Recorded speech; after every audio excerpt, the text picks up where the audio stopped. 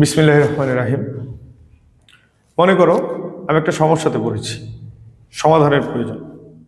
তাহলে অবশ্যই আমি যার কাছ থেকে সমাধান চাচ্ছি তার কাছে সঠিকভাবে সমস্যাটা তুলে ধরতে হবে। আমি যদি সঠিকভাবে তুলে ধরতে না পারি তাহলে আমি প্রপার সমাধানও পাবো না। সেমভাবে কম্পিউটার সিস্টেমেও যদি আমরা কোনো সমস্যার সমাধান করতে চাই তাহলে কম্পিউটারকে নির্দেশ দিতে হবে বা ইনস্ট্রাকশন দিতে হবে। আর আমি কম্পিউটারকে যে নির্দেশটা দিব এই নির্দেশগুলো অবশ্যই ধারাবাহিক হতে হবে এবং কম্পিউটারের কাছে বোধগম্য হতে হবে। তাহলে কোনো একটা সমস্যা সমাধানের উদ্দেশ্যে আমি কম্পিউটারকে যে ধারাবাহিক এবং বোধগম্য নির্দেশমালা দিচ্ছি এটাকেই মূলত প্রোগ্রাম বলা হয়। তাহলে প্রোগ্রাম কি? কোনো একটি সমস্যা সমাধানের উদ্দেশ্যে কম্পিউটারে প্রয়োগকৃত ধারাবাহিক নির্দেশমালাগুলোকে কি বলা হচ্ছে? প্রোগ্রাম বলা হচ্ছে। তাহলে আমি যে নির্দেশমালা দিচ্ছি কি উদ্দেশ্যে দিচ্ছি? সমস্যা সমাধানের উদ্দেশ্যে। তাহলে আমি দিচ্ছি নির্দেশমালা কি উদ্দেশ্যে? সমস্যা সমাধানের উদ্দেশ্যে।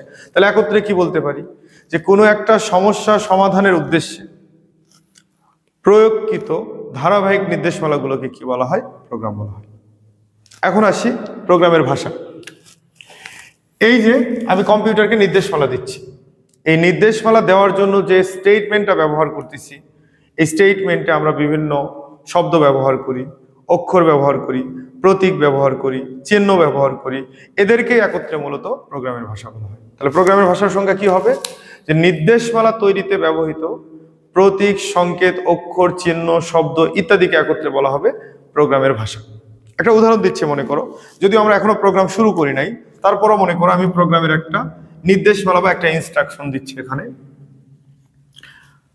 আমরা যখন প্রোগ্রাম শুরু করব তখন এটা একটা পরিচিত একটা স্টেটমেন্ট হবে আমাদের কাছে।